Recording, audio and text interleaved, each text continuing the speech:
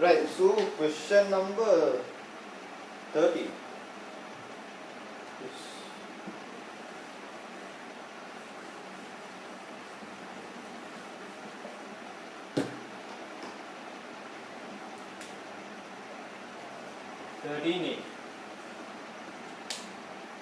Right? No?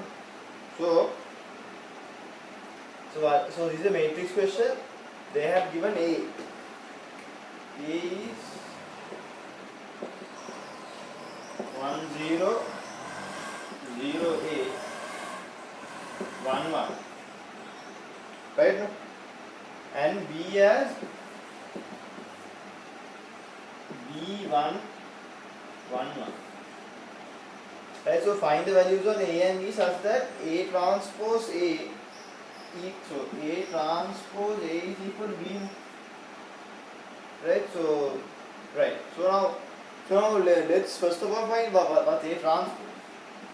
So what is this transpose thing? You just switch the rows and columns up. This will become a column. This will become a column. Right now, so now what I say? So we need to find A and B. We need these two. Right, so let's take A transpose. A transpose A that is basically 1 0 0 0 A 1 1 0 0 A 1 1. If you take it, we multiply this by this. That means 1 into 1 0 into 0 1 into 1. Right? Then you multiply this by this. That means 1 into 0 is 0. 0 into A is also 0. And 1 into 1 is 1. 1 into 1. Then here for this you get 0 times 1 is 0. A times 0 is 0. 1 power 1 into 1. Then here you will get 0 times 0. That is 0. A times A is A square. 1 times 1 is 1.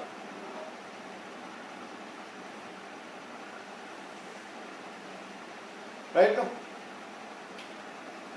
So what do we get basically now?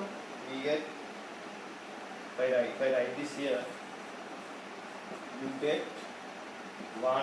2 here, 1 here, 1 here, A squared plus 1 here. Now this is equal to B now. What is B? This is B.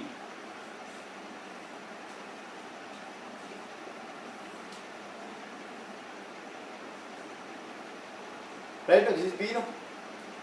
So now it's basically straightforward, no? So B is going to be 2. A square plus 1 is going to be 1. That means A square is going to be 0. That means A is going to be 0.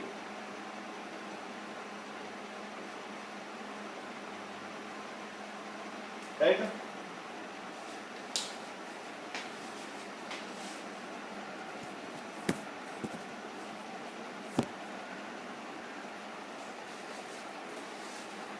Right, so then they are saying, so they have given C and X, and also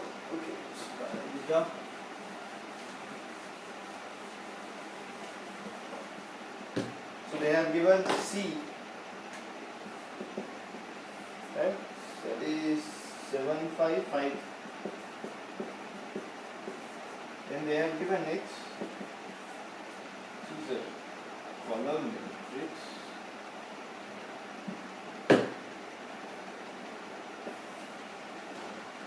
Right now, they are saying that Cx is equal to lambda Bx. Okay. So lambda is a constant. Lambda is not a matrix; it's a constant. Uh, so then we have to find the value of lambda and b. Right? So it's basic. Yet again we have to do the multiplication now. So Cx is what? 7, 5, 5, 3 u plus 1 lambda. So what is b now? B was, so b is 2 1 1 1. So this was the b thing now. This was the b thing. B we found out as 2, right? So here into x.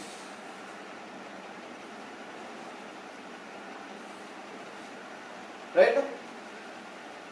So now what? Then we can get 7 into u plus 5 into u plus 1. Then this into this, 5 into u, 3 times u plus 1. Correct? Then you can get lambda times 2 into u plus 1 into u plus 1. Then 1 into u plus 1 into u plus 1. So here you will get lambda times. Okay. So here is going to be 7u plus 5u is going to be 12u. 12u plus 5 is going to be 8u plus 3. That's going to be, so here is going to be u and u is going to be 3u. 3u plus 1 is going to be u, so 2u plus 1. Right? So what do you get? So you can put the lambda inside.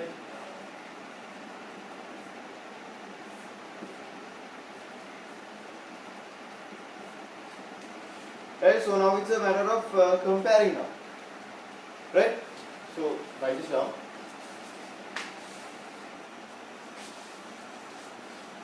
Right. So now it's basically now it's about mathematics now, the algebra now. So 12u plus 5. So now this part is going to be equal to this now. It's going to be equal to lambda 3u plus 1. That means yeah. So this is there. This is the first equation. Then 8u plus 3 is going to be equal to lambda times 2u plus 1. 7u. So you can actually divide this up now. Right? So you can divide this. That is 12u plus 5. 8u plus 3 is going to be equal to 3u plus 1, 2u plus 1. Right? Then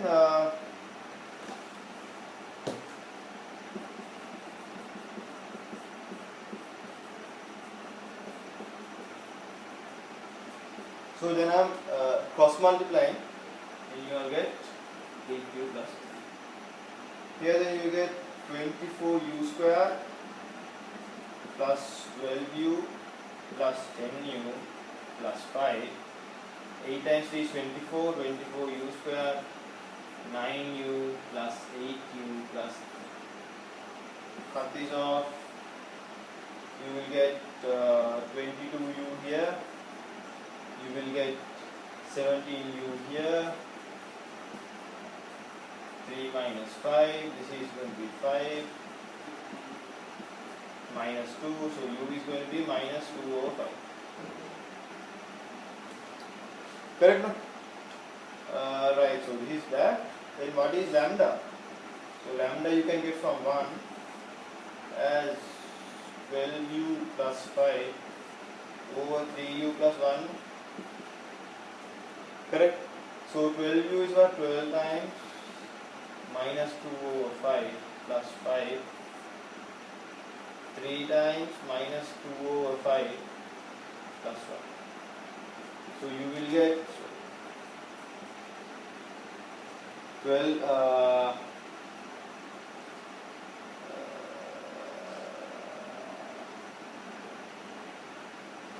yeah, so you'll get 20, so minus 24 plus 25 here over 5, and then you will get 5 minus 6 plus 5 over 5 here. That means 1 over minus 1, that means it's minus 1. Right now? So what we can say is that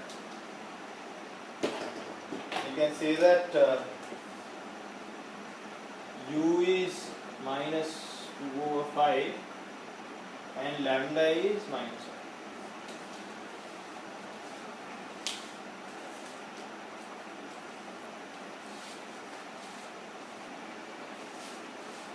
1. Right, so now we have to find c minus lambda b.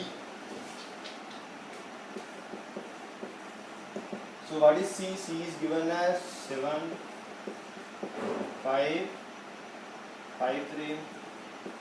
So lambda was minus 1. What is b? B is 2, 1, 1, 1. So this is going to be minus into minus is going to be plus.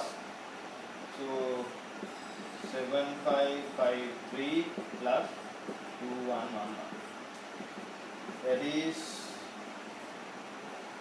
2, 9, 6, 6, 4.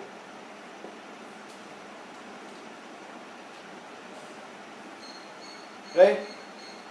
Okay. So then they are asking, show that the inverse does not exist. So I'll consider this as J. Yeah? This whole matrix as J. So this as J. Right? So one method is this. One method is very straightforward method. Is that if you take the determinant of J for as in if this is 0, that means what? That means inverse does not exist.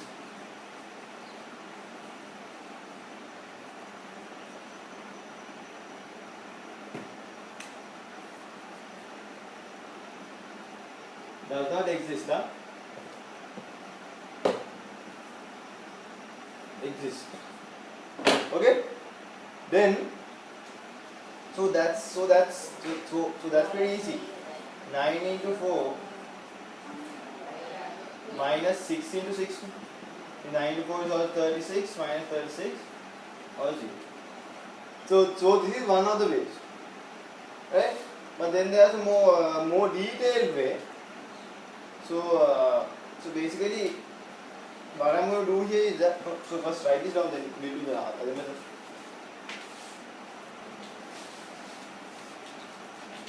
So the next method is we are assuming that inverse exists,